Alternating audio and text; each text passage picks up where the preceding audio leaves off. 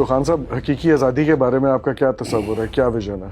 حقیقی آزادی کے تین پہلو ہیں۔ ایک ساورنٹی، یعنی ایک قوم کی فورن پالیسی اپنے لوگوں کی بہتری کے لیے فیصلے کرتی ہے، یعنی کسی کی جنگ میں شامل نہیں ہوتی۔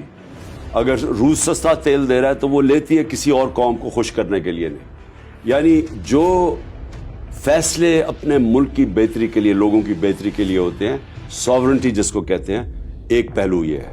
دوسرا، انصاف لوگوں کو آزاد کرتا ہے۔ جب میرے ایک ملک کا انصاف کا نظام میرے حقوق کی حفاظت کرتا ہے، کمزور کو طاقتور سے تحفظ دیتا ہے، وہ لوگ آزاد ہو جاتے ہیں، ان کا پوٹینشیل آزاد ہو جاتا ہے۔ تو جو انصاف ہے وہ آپ کو آزاد بھی کرتا ہے، خوشحالی بھی دیتا ہے۔